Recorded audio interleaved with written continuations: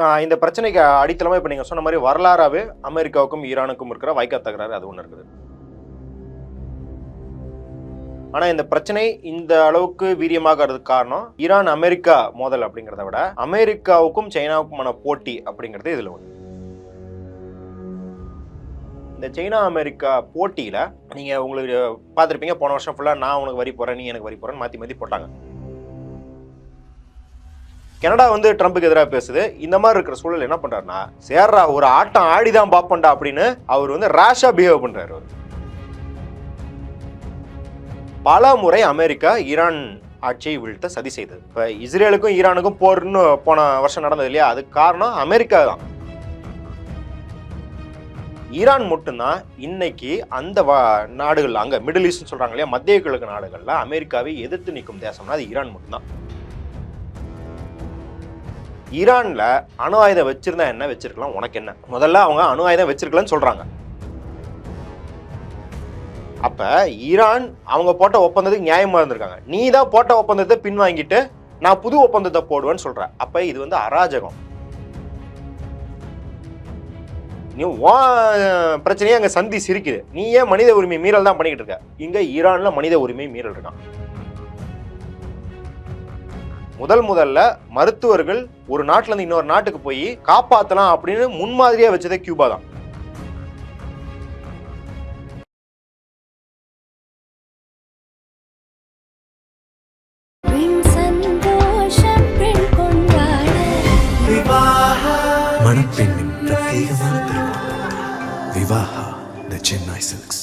King TV நேயர்களுக்கு வணக்கம். இன்றைய சிறப்பு நிகழ்ச்சியில் நம்முடன் இணைந்திருக்கிறார் அரசியல் விமர்சகர் மதுர் சத்யா அவர்கள். வணக்கம் சார். வணக்கம். பெருசா உலக நாடுகள்ல போர் எப்போ வரும் அப்படின்ற ஒரு பயம் இருந்துகிட்டே இருக்கு. ட்ரம்ப் என்ன பண்றாரு, அதை சுத்திய மையமா தான் நிறைய பிரச்சனைகள் போயிட்டு இருக்கு. ஈரான் அமெரிக்கா இந்த பிரச்சனை ட்ரம்ப் முன்னாடி ஆட்சி காலத்துல இருந்தே இருந்துட்டு இருக்கு. இப்ப மறுபடியும் அந்த பிரச்சனை சூடு பிடிச்சிருக்கு அப்படிதான் சொல்லணும். மிரட்டல் விடுத்திருக்காங்க. என்ன நடந்துட்டு இருக்கு சார்? இந்த பிரச்சனைக்கு அடித்தளமா இப்ப நீங்க சொன்ன மாதிரி வரலாறாவே அமெரிக்காவுக்கும் ஈரானுக்கும் இருக்கிற வைக்கா தகராறு அது ஒண்ணு இருக்குது. ஆனா இந்த பிரச்சனை இந்த அளவுக்கு வீரியமாகிறதுக்கு காரணம் அது ஈரான் அமெரிக்கா மோதல் அப்படிங்கிறத விட அமெரிக்காவுக்கும் சைனாவுக்குமான போட்டி அப்படிங்கிறது இதுல ஒண்ணு. ஸோ ரெண்டு, ஒன்று ஈரான் அமெரிக்கா, அமெரிக்கா சைனா, மூன்றாவது ட்ரம்ப் அப்படிங்கிறவரை தனி மனிதர் அவர்களோட பாத்திரம். ஏன்னா நீங்கள் ட்ரம்ப் இல்லாமல் வேற தலைவர்கள் இருந்தால் இது வேற திசையில் போயிருக்கும். ஆனால் ட்ரம்ப் ஆட்சிக்கு வந்ததுலேருந்து என்ன பண்ணுறாரு அப்படின்னா, எடுத்தவங்க கவுத்தம் தான் அவர் வந்து எல்லா வேலையும் பண்ணுறாரு அப்படிங்கிறத நம்ம பார்க்குறோம். அது அவர் பண்ணுறதுக்கான ஒரு காரணமும் இப்போ என்ன அப்படின்னா, இந்த ரெண்டாவது சொன்னோம் இல்லையா, சைனா அமெரிக்கா. இந்த சைனா அமெரிக்கா போட்டியில் நீங்கள் உங்களுக்கு பார்த்துருப்பீங்க, போன வருஷம் ஃபுல்லாக நான் உனக்கு வரி போகிறேன், நீ எனக்கு வரி போகிறேன்னு மாற்றி மாற்றி போட்டாங்க. 500% வரைக்குமே போச்சு. நம்ம ஜீதா வந்து டக்குன்னு வந்து பயந்துட்டாரோ இல்லையா, சைனா பின்வாங்காமல் அமெரிக்காவை படிய வைத்தது சைனா. ஏன்னா அங்கே ரேர் எர்த் மினரல்ஸ் சொல்கிற கனிம வளங்கள் சைனா கிட்ட இருந்து மட்டும்தான் ஏற்றுமதி ஆகிறதுனால அதை நம்பி இருக்கிறாங்க. அதுலேருந்து ஒரு விடுப்பு வேணும் தான் அவர் கிரீன்லாண்டை போய் அட்டாக் பண்ணிட்டு இருக்காரு ட்ரம்ப். உங்களுக்கு தெரியும். இப்போ என்ன பண்ணுறாங்கன்னா, சைனா கிட்ட எல்லா தேசங்களும் போகிறது. இப்போ ஈரான் வந்து சைனாவோட இணக்கமாக இருக்குது. அதே போல் ஐரோப்பிய தேசியத்தில் பல தேசங்கள் வந்து இப்போ சைனாவை வந்து நட்பு சக்தியாக பார்க்க ஆரம்பிச்சாங்க. பிரான்ஸ் இமானுவல் மக்ரோன் ஏன் சைனா கிட்ட முதலீடு வந்தால் என்ன, அவங்களோட சேர்ந்து நம்ம தொழில் பண்ணணும்னு கேட்குறாரு. கனடா வந்து ட்ரம்புக்கு எதிராக பேசுது. இந்த மாதிரி இருக்கிற சூழல் என்ன பண்ணுறாருன்னா, சேர்றா ஒரு ஆட்டம் ஆடிதான் பாப்பண்டா அப்படின்னு அவர் வந்து ரேஷா பிஹேவ் பண்றாரு. அவர் இல்ல சார், வந்து அமைதிக்கான நோபல் பரிசு வேணும்னு சொல்லிட்டு நான் வந்து எல்லா போரையும் முடிச்சு வைக்கிறேன் அப்படின்னு சொல்லிட்டு இருந்தாரு. இப்போ அந்த தாக்குதலுக்கு முன்னாடி என்ன சொல்றாரு பாத்தீங்களா, அந்த நோபல் பரிசு பத்தியா, நீதான் நோபல் பரிசு தரல, இனிமேல் நான் அமைதியா இருக்க மாட்டேன்டா இதை சொல்றாருங்க. இது வந்து அவர் வந்து பூடகமாலாம் சொல்றாரு, நேராவே சொல்றாரு, நீ தான் எனக்கு நோபல் பரிசு தர மாட்டா, அப்புறம் நான் ஏன்டா அமைதியா இருக்கணும். பாருங்க, பரிசுக்காக ஏதோ அமைதியை வந்து உலகத்துல நிலைநாட்டுற மாதிரி இவர் பேசுறாரு. முதல்ல நோபல் பரிசு ஒரு போங்கான பரிசுன்னு வச்சுப்போம்.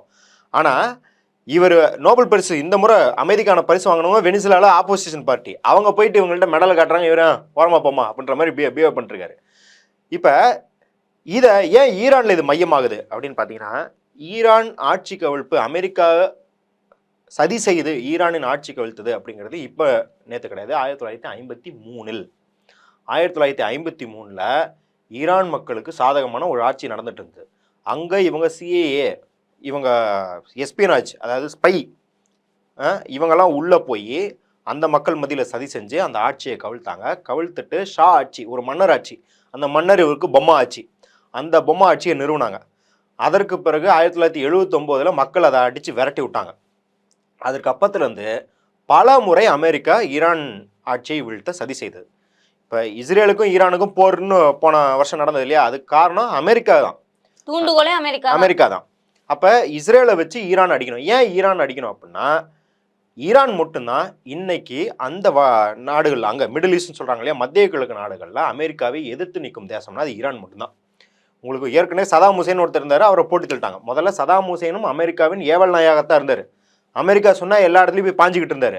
கடைசியில் வந்து வளர்த்த கடா மாறல பாஞ்ச மாதிரி அமெரிக்கா மேலே பாஞ்சோடனே அமெரிக்கா அவரை தீர்த்து கட்டிடுச்சு. ஈரான் மட்டும்தான் அந்த இடத்துல இருக்குது. சிரியாவையும் கவுத்துட்டாங்க, எல்லாத்தையும் கவுத்தோன்னே ஈரான் மட்டும்தான் இருக்குது அப்படின்னும்போது அந்த ஒரு இடம் மட்டும் இவர்களுக்கு ஒரு சிம்ம சொப்பனமாக இருக்குது. அப்போ தொடர்ந்து ஈரானில் அணு ஆயுதம் வச்சிருந்தா என்ன, வச்சிருக்கலாம், உனக்கு என்ன? முதல்ல அவங்க அணு ஆயுதம் வச்சிருக்கலன்னு சொல்றாங்க. இல்ல, அந்த ஒப்பந்தத்துல இருந்து ஆல்ரெடி ட்ரம்ப் வெளியே வந்துட்டாரு. இது எவ்வளவு பெரிய அயோக்கியத்தனம்னு பாருங்க. ஒபாமா ஒரு ஒப்பந்தத்தை போடுறாரு. நீ ஒபாமா ஆட்சி பண்ணாலும் சரி, புஷ் ஆட்சி பண்ணாலும் சரி, ட்ரம்ப் ஆட்சி பண்ணாலும், பைடன் ஆட்சி பண்ணாலும் வெளிநாட்டில் இருக்கிறவனுக்கு யாரு? நீ அமெரிக்கா. நீ ஆட்சி மாற்றம் பண்ணிட்ட அப்படிங்கிறனால நாங்க போட்ட ஒப்பந்தத்தை செல்லுபடி ஆகாது அப்படின்னா அது எவ்வளவு பெரிய அயோக்கியத்தனம். கரெக்டா? அப்ப ஈரான் அவங்க போட்ட ஒப்பந்தத்துக்கு நியாயமா இருந்திருக்காங்க. நீ தான் போட்ட ஒப்பந்தத்தை பின்வாங்கிட்டு நான் புது ஒப்பந்தத்தை போடுவேன்னு சொல்கிறேன். அப்போ இது வந்து அராஜகம். ஏங்க நீங்கள் வந்து பேங்க்கில் வந்து லோன் வாங்கியிருக்கிறீங்க, லோனை திருப்பி கட்டிட்டீங்க. அதெல்லாம் முன்னாடி இருக்கிற மேனேஜர் போட்ட வட்டி, இப்போ நீ எனக்கு எக்ஸ்ட்ரா 4% வட்டியை கட்டினா தான் உனக்கு வந்து வீட்டு பத்திரத்தை தருவான்னு சொன்னால் அது அயோக்கியத்தனமா இல்லையா? நியாயமே கிடையாது. அப்போ அதைத்தான் அமெரிக்கா பண்ணுது.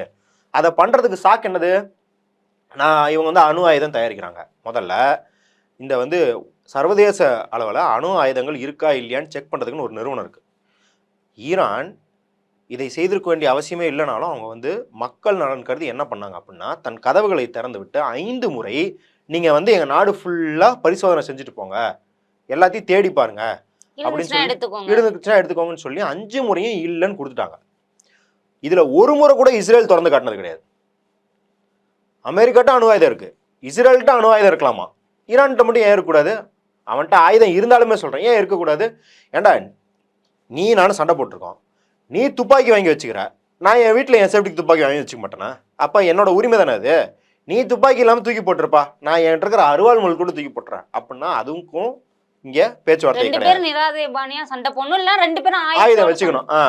அப்போ அது ஒரு பக்கம் போகுது. இப்போ இன்னொரு பிரச்சனைனா ஈரானில் மனித உரிமை மீறல் நடக்குது. அதை நான் தட்டி கேட்க போகிறேன். ஏன்டா உன் நாட்டிலே நீ என்ன பண்ணிட்டு இருக்கேன்னு தெரியும். ஐஸ் அப்படின்னு சொல்லிட்டு அங்கே ஒரு நிறுவனம் இருக்குது. அதாவது இமிகிரன்ஸ், அங்கே தென் அமெரிக்க நாடுகள்லேருந்து அமெரிக்காவுக்கு புலம்பெயர்ந்தவர்களை எங்கள் நாட்டை விட்டு வெளியே நிற்கிறோன்னு அமெரிக்காவில் இன்றைக்கி உள்நாட்டு போகிற வர மாதிரி இருக்குது.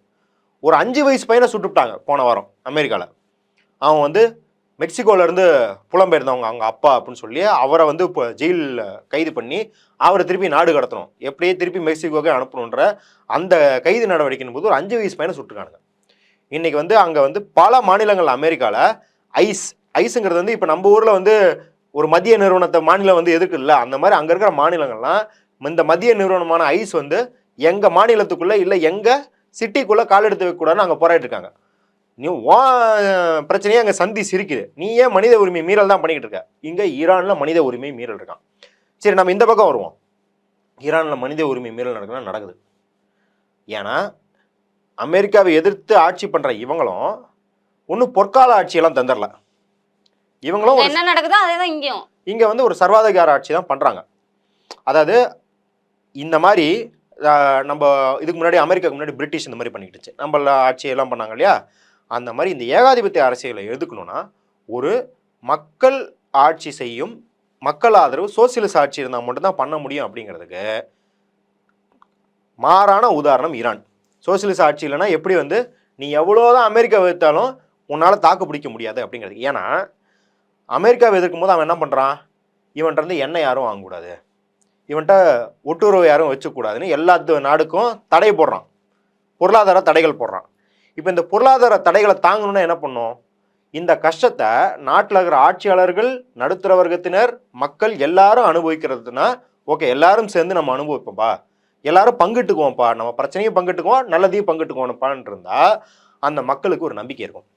ஆனால் ஈரானில் எப்படி இருக்குது, இந்த மத குருக்கள் ஆட்சியில் அவன்லாம் சொகுசாக தான் இருக்கான், ஆனால் மக்களுக்கு விலைவாசி ஏறிக்கிட்டே இருக்குது. அப்போ என்ன ஆகுது? இப்போ அதே வந்து நீங்கள் கியூபாவில் அதை பார்க்க முடியாது. கியூபாவில் அப்படியான போராட்டங்கள் பார்க்க முடியாது. ஏன்னா அங்கே அரசாங்கம் வந்து அமெரிக்காவை எதிர்த்து பொருளாதார தடைகளை சந்திச்ச போதும் அங்கே அரசாங்கமும் மக்களோட சேர்ந்து கஷ்டப்படுது. அதனால தான் கொரோனா காலத்தில் அவங்களால எல்லா ஊருக்கும், நீங்கள் கியூபா பார்த்தீங்கன்னா டாக்டர்ஸ் வித்தவுட் பார்டர்ஸ்ன்னு சொல்லுவாங்க. அது கொரோனாவாகட்டும் சுனாமி ஆகட்டும் எது வந்தாலும் கியூபாவிலிருந்து பல நூறு மருத்துவர்களை எல்லா நாட்டுக்கும் அனுப்புவாங்க. முதல்ல மருத்துவர்கள் ஒரு நாட்டிலேருந்து இன்னொரு நாட்டுக்கு போய் காப்பாற்றலாம் அப்படின்னு முன்மாதிரியாக வச்சதே கியூபா தான். அவங்க கொரோனா காலத்தில் 5 வேக்சின் தயாரித்தாங்க. எந்த நாட்டோட உதவியும் இல்லாமல் 5 வேக்சின் தயாரித்தாங்க. இந்தியாவில் ஒரு வேக்சின் கூட உருப்படியாக தயாரிக்கல. அப்போ அப்படி ஒரு ஆட்சி இருந்துச்சுன்னா, ஈரானில் இருந்துச்சுன்னா மக்கள் போராட மாட்டாங்க. மாறாக அமெரிக்கா போடுற எல்லா தடையும் சுமையும் மக்கள் மேலே திணிச்சுக்கிட்டு இருந்ததுனால இப்போ இங்கே மக்களும் பயங்கரமாக அந்த ஆட்சி எடுத்து போராடுறாங்க. இப்போ என்ன ஆகுது, மக்கள் அதிருப்தியிலே இல்லைனா கூட இவன் ஏஜென்ட், சிஐஏ ஏஜென்ட்டை வச்சு ஊடகங்களை வச்சு மக்களை அரசுக்கு எதிராக கிளர்ச்சி பண்ணுற இவன் மக்கள் ஏற்கனவே அதிருப்தி இருக்கும்போது என்ன பண்ணுவான், சூப்பர்ரா அந்த நெருப்பில் குளிர்காயவனு இவன் என்ன பண்ணுறான், இவன் ஏஜென்சி எல்லாத்தையும் அனுப்புகிறான். அதையும் தாண்டி அந்த போராட்டக்காரர்களை ஒடுக்கிற பேர் ஈரான் அரசாங்கம் என்ன பண்ணுச்சுன்னா இன்டர்நெட்டை கட் பண்ணி விட்டுருச்சு. உடனே எலான் மஸ்க் தன்னோட ஸ்டார்லிங்க் மூலமாக அவங்களுக்கு இன்டர்நெட் கனெக்ஷன் தராரு. அப்போ என்ன பண்ணுறாங்க அப்படின்னா, மக்கள் ஆதரவு போராட்டத்தை மையமாக வைத்து தனக்கு எதிராக கூடும் ஈரான் ஆட்சியை நம்ம கவிழ்த்துட்டு இவனுக்கு பொம்மை ஆட்சி. நான் முன்னாடி சொன்னால 1979 மன்னர் ஆட்சி அடித்து துரத்தி விட்டாங்கன்னு, அந்த ஷா அப்படிங்கிற அவனோட பையன் அமெரிக்காவில் தான் இருக்கிறான். அவன் அங்கேருந்து சொல்லியிருக்கான், அவன் 1978 அப்புறம் ஈரானுக்கு வந்ததே கிடையாது. அவன் என்னங்கிறான், நான் வந்து ஆட்சி தரப்போறாங்கிறான். நீங்கள் யோசிச்சு பாருங்க, 50 வருஷத்துக்கு முன்னாடி ஒருத்தன் வந்து அமெரிக்காவில் போய் செட்டில் ஆயிட்டான். அவனுக்கு என்ன தெரியும் ஈரான் பற்றி வந்து ஆட்சி தரத்துக்கு? நான் மக்களோட நிற்க தயார் அப்படின்னு. ஏன் இத்தனை வருஷம் என்ன பண்ணிட்டு இருந்த? அப்போ இந்த மாதிரியான ஒரு திட்டத்தை அமெரிக்கா போட்டுக்கிட்டு இருக்கு. அதில் தான் இன்னைக்கு வந்து கம்பெனி பேசியிருக்காரு, தம்பி நாங்கள் போரா ஆதரிக்கிறவங்களும் கிடையாது ஆரம்பிக்கிறவங்களும் கிடையாது, ஆனால் நீ வந்து பயமுறுத்துறதுக்கெலாம் நாங்கள் வந்து ஆள் கிடையாதுப்பா. ஜூலை மாதமே ஈரானின் இஸ்ரேல் போர் நடந்தபோதே ட்ரம்ப் என்ன சொன்னார்னா, கம்பெனி எங்கே இருக்கிறான்றது முழுக்கொண்டு எங்களுக்கு தெரியும், நீ எங்களோட கருணையினால இருந்தாலும் உயிரோடு இருக்கான், நாங்கள் அடிக்கணும்னு நினச்சா நாளைக்கு அவனை தூக்கிறோன்னு சொன்னபோது நீ அடிக்கிறது அடிக்கோடா நாங்கள் பார்த்துக்கிறோன்னு சொல்லி இஸ்ரேல் மேலே டமால் டிமுல் போட்டு அடிச்சு விட்டாங்க ஈரான். இன்றைக்கும் அதே திருப்பி ட்ரம்ப் சொன்னார், நாங்கள் உங்களை போட்டு தள்ளிடுவோம், அதை பண்ணிடுவோம் இதை பண்ணிடுவோம்னு சொன்னார். ட்ரம்ப் எப்பயுமே அல்டிமேட்டம்ஸ்னு சொல்லுவாங்க. ஒரு பேச்சுவார்த்தைனா எங்களுக்கு இது வேணும் உங்களுக்கு அது வேணுமா அப்படின்னு கேட்கறது கிடையாது. சுற்றி வளைச்சு நான் வந்து ஒன்று சொல்லுவேன், அதை நீ கேட்கலன்னா செத்தடிமோனே அப்படிங்கிற மாதிரி அல்டிமேட்டம்ஸ் விடுறது. சைனா நீ வந்து மார்ச் 15ஆம் தேதி கூட இதை பண்ணல அப்படின்னா உனக்கு மேலே போடுற வரியை நான் 100% அதிகரிப்பேன் அப்படின்லாம் சொல்கிறது. சைனா வந்து படா அப்படின்ட்டு போயிட்டான். அதே போல் தான் இன்றைக்கி ஈரான் வந்து இந்த கொடுத்த அல்டிமேட்டம் என்ன சொல்லியிருக்கான் அப்படின்னா, இந்த அல்டிமேட்டம் விடுற வேலையெல்லாம் எங்கள்கிட்ட வச்சுக்காத தம்பி, ஏன்னா இப்போ நீ போர்னு தோங்கினா இது ஈரானுக்கும் அமெரிக்காவுக்குமான போர் மட்டும் இருக்காது, இது இந்த மத்திய கிழக்கு நாடுகள் இந்த ரீஜனுக்கும் அமெரிக்காவுக்குமான போராக இருக்கும், அதில் எங்களை விட நீதான்ப்பா அதிக சேதமடைவ அப்படின்னு சொல்லிட்டார். சொன்னது மட்டும் இல்லாமல் இப்போ வந்து யூரோப்பியன் யூனியன் ஐரோப்பாவில் வந்து என்ன பண்ணியிருக்காங்கன்னா, இங்கே அரசாங்கம் வைத்திருக்கிற கார்ட்ஸை வந்து அவங்க டெரரிஸ்ட்னு கிளாஸிஃபை பண்ணாங்க அப்படின்னு சொன்னோன்னே அவங்கள சம்மன் பண்ணி விசாரணை நடத்துகிறாங்க.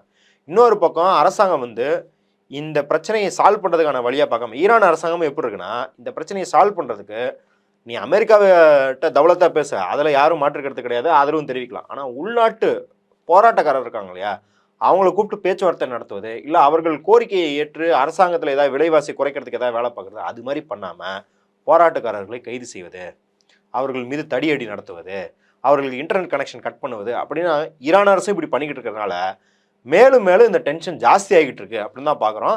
ரெண்டு தரப்புமே இதில் வந்து வெட்டொன்று துண்டு 2 பாத்திரம் ஒன்றான் இருக்காங்க. ஆனா இது போருக்கு போகும் வாய்ப்புகள் மிக மிக. ஏன்னா இப்ப வெனிசுலா தாக்குதல் நடத்தப்பே இது 3ஆம் உலக போரா மாறுறதுக்கான வாய்ப்பு இருக்குன்னு அதிபரையே நாடு கடத்தி இருக்காங்க. சேம் அதே திட்டம் வந்து இப்போ ஈரான் மேலயும் இருக்கு அப்படின்னு சொல்றாங்க. இப்ப அதுல வெனிசுலாவுக்கும் ஈரானுக்கும் வித்தியாசம் என்ன அப்படின்னா, இப்ப வெனிசுலா வந்து சைனா வந்து வெனிசுலாவை நம்பி இருக்கான்னு கேட்டா கிடையாது, ஆனா ஈரானையும் நம்பி இருக்குன்னு சொல்ல முடியாது. ஆனா பெல்ட் ரோடு இனிஷியேட்டிவ்னு சொல்கிறாங்க. பெல்ட் ரோடு இனிஷியேட்டிவ்னா இப்போ சைனாலேருந்து ஆரம்பித்து உங்களுக்கு எல்லா இடத்தையும் கனெக்ட் பண்ணுறதுக்கான வேலை திட்டம் இருக்குது. அதில் ஈரான் வந்து ஒரு முக்கியமான புள்ளி, சைனாவுக்கு ரொம்ப முக்கியமான புள்ளி. சைனா கிட்ட தான் அவங்க எண்ணெயும் நிறையா வாங்குறாங்க. அப்படின்னும் போது வெனிசுலாவை விட ஈரான் சைனாவுக்கு முக்கியத்துவம் அப்படிங்கிறதுனால கண்டிப்பாக வெனிசுலா மாதிரி விட்டுட்டு வேடிக்கை பார்க்குறது சைனா ஈரானை. நீங்கள் இஸ்ரேல் அடித்த போதே அவங்க இஸ்ரேலோட அயன்டோம் அந்த மாதிரி முக்கியமான மிலிட்ரி விஷயங்கள் அப்படின்னு சொன்னதை ஈரானால் அடிக்க முடிஞ்சுது, அண்டர் கிரவுண்டில் போய் தாக்க முடிஞ்சுது. இதற்கெல்லாம் காரணம் சைனா கொடுத்த ஆயுதங்கள். சைனா வந்து வெளிப்படையாக இல்லாமல் மறைமுகமாக ஈரானுக்கு பல உதவிகளை செஞ்சுக்கிட்டு இருக்கு அப்படின்னு சொல்கிறாங்க. அங்கே ஒரு போர்ட்டு, ரயில்வே லைன் எல்லாமே சைனா போட்டுக்கிட்டு இருக்கு அப்படின்னும் போது ஈரான் மீது தாக்குவது அப்படிங்கிறது சைனாவை தூண்டுவதற்கும் சமமாகும். மேபி சைனாவுக்கு அருகாமையில் இருக்கும் நாடுகள் அப்படிங்கிறத விட அந்த அளவுக்கு இல்லாமல் இருக்கலாம். ஆனால் ஈரான் வந்து சைனாவின் திட்டத்தில் ஒரு முக்கியமான புள்ளி அப்படின்னும் போது அதனால தான் சொல்கிறாங்க இந்த போர் அப்படின்னு போச்சுன்னா கண்டிப்பாக வந்து இது ஒரு உலகப் போராகிறதுக்கான வாய்ப்புகள் இருக்குது. உலகப் போரா அதோ இல்லையா, அங்கே மத்திய கிழக்கில் இப்போதைக்கு ஒரு ஸ்டெபிலிட்டி இருக்குது. ஸ்டெபிலிட்டின்றது வந்து மக்கள் அப்படியே வந்து சொர்க்க பூமியெல்லாம் வாழலை. ஆனால் நீங்கள் ஒரு 20 வருஷத்துக்கு முன்னாடி பார்த்தீங்கன்னா ஈராக் போர், சிரியா போர், அந்த இதுன்னு எல்லாம் சுற்றி முற்றி போராவே நடந்துக்கிட்டு இருந்துச்சு. அப்படி இல்லாத சூழல் இப்போ தான் ஓரளவுக்கு ஸ்டேபிளாக இருக்குது அப்படின்னும் போது திருப்பியும் அங்கே வந்து அங்கே இருக்கிற ஒரே ஸ்டேபிள் பவர் ஈரானை களைச்சி விட்டீங்க அப்படின்னா கண்டிப்பாக அந்த அந்த அந்த சுற்றி இருக்கிற 3-4 நாடுகளில் இருக்கிற நிம்மதி எல்லாத்தையும் இழந்துடும். அப்புறம் அந்த சுமையாக அமெரிக்கா தான் திருப்பியும் வந்து என்னாகும், அது வந்து அமெரிக்கா வந்து ஐயோ நல்ல ஒரு சுமை தாங்குறான்னு சொல்ல வரல, அமெரிக்க மக்களின் வரி பணம் மீண்டும் போர்களுக்கு செலவாகும். அமெரிக்க மக்கள் திருப்பியும் ஏழ்மையிலாவாங்க. ஏற்கனவே அங்க கடன் நாடாதான் இருக்கு. ஆமா, மக்களுக்கு விலைவாசி ஏற்றம், வேலை வாய்ப்பு இல்லை. இது மீண்டும் போனா மக்களுக்கு இன்னும் 10 மடங்கு ரொம்ப கேவலமாக போகும். அதை திருப்பி சரி செய்யறதுக்கு அமெரிக்கா என்ன பண்ணும், வேற எவன்ட்டையாவது போருக்கு சண்டை வலிக்கலாமான்னு போகும். இதுதான் சுத்தி நடக்குவாங்க. இப்ப புதுசா ஒரு கப்பல் வந்து ரெடி பண்ணிருக்காங்க, அதுலயே விமானம் இருக்கு, அணு ஆயுதங்கள்லாம் அதுலயே வச்சு ஒரு கண்ட்ரியை தாக்குற அளவுக்கான பவர் வந்து ஒரு கப்பல்ல ரெடி பண்ணிட்டு இருக்காங்கன்னு சொல்றாங்களே சார். இல்ல அது எப்பயுமே யூஎஸ் வந்து என்ன பண்ணுவாங்கன்னா இந்த பில்டப் பண்ணுவாங்க. பில்டப்னா நான் தமிழ்ல பில்டப்னு சொல்லலாம், அந்த மாதிரி கிடையாது. பில்டப்னா ஒரு போர் இருக்கு அப்படின்னா இந்த ஏர்கிராஃப்ட் கேரியர்ஸ்ன்னு சொல்லுவாங்க, இந்த போர் விமானங்களை தாங்கும் கப்பல்கள், அதை கொண்டு போய் அந்த வந்து பக்கத்தில் நிறுத்தி வைக்கிறது, அந்த நாட்டை சுற்றி அப்படியே நிறுத்தி வைக்கிறது. என்ன அப்படின்னா என்ன இருந்தாலும் உன்னை தாக்கிடுவோம், பயமுறுத்துறது. அமெரிக்காவுக்கு எப்பயுமே ஒரு அட்வான்டேஜ், அது 1ஆம் உலகப் போர் 2ஆம் உலகப் போர் ரெண்டுலேயுமே என்ன அப்படின்னா எல்லா நாடுகளுக்கும் அவர்கள் நிலத்திலே போர் நடக்கும். அமெரிக்கா மட்டும் கடல் தாண்டி தனியாக இருப்பான். அதனால அவனோட உள்நாட்டில் எந்த நாடும் வெளியிலேருந்து வந்து தாக்க முடியாது. மிஞ்சி போனால் ஹவாயின்னு ஒரு இடம் இருக்குது, அமெரிக்காவில் ஹவாயின்னு ஒரு இடம் இருக்குது. அது வந்து அமெரிக்கா கடற்கரையிலேருந்து 2000 கிலோமீட்டர் தள்ளி இருக்குது. அங்கே தான் ஜப்பான் ஏதாவது குண்டு போட்டிருக்கான். இல்லைனா இந்த பக்கம் எங்கேயாவது வந்து பார்டரில் இருக்கலாம் இல்லையா, ஃப்ரான்ஸு, ஜெர்மனி, இட்டலிலாம் அந்த நாட்டிலே தெருக்கல்லே போர் நடந்தது. அந்த மாதிரிலாம் அமெரிக்காவில் வந்து இப்போ உலகப் போர்கள் நடக்கலை. இப்போயும் அமெரிக்காவுக்கு என்ன அட்வான்டேஜ்னா அமெரிக்காவை சுற்றி யாரும் போர்க்கப்பலை கொண்டாந்து நிறுத்திட்டு இந்த மாதிரி பயமுறுத்த முடியாது. ஆனால் அமெரிக்காவால் மற்ற எல்லா நாட்டுக்கும் இதை பண்ண முடியும். அப்படிங்கிறனால அவன் ஈரானுக்கு மட்டும் இல்லை, சவுத் சைனா சீன்னு சொல்லிட்டு சைனாவுக்கு கீழே இருக்கிற கடற்கரைகள்லேயே கடல் அப்புறம் நம்ம இந்தியன் ஓஷன் பெருங்கடலாக இருக்கு இல்லையா, இங்கேயே அவன் பதட்டத்தை கூட்டுறதுக்கான இந்த கப்பல் நிறுத்தும் வேலைகள் எல்லாத்தையும் பார்ப்பான். அப்போ ஈரான்ட்ட அவன் இதை பண்ணுறான் அப்படிங்கிறது வந்து எதிர்பார்த்தது தான். ஆனால் இந்த பில்டப் என்ன பண்ணுறது அப்படின்னா இது தாக்குறது அப்படிங்கிறத விட எதிராளியை தவறு செய்ய வைக்கிறது. இந்த பதட்டத்தில் முதல்ல அவன் தான் அடிச்சிட்டான் அப்படின்னு எதாவது ஆயிடுச்சுன்னா இதை சாக்கா வச்சு முழு போருக்கு போயிடலாம்.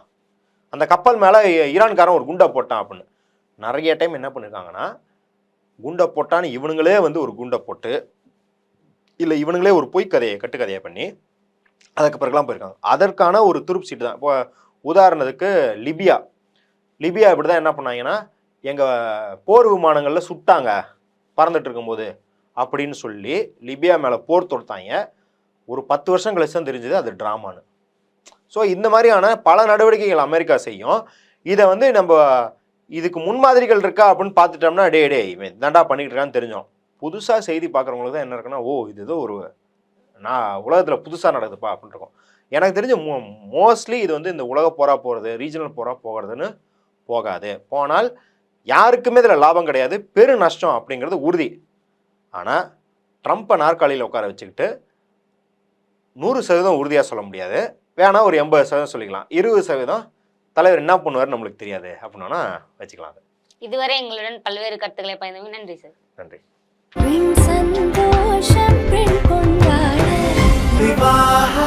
மணப்பெண்ணின் பிரத்யேகமான திருமணம் விவாஹா தி சென்னை சில்க்ஸ்.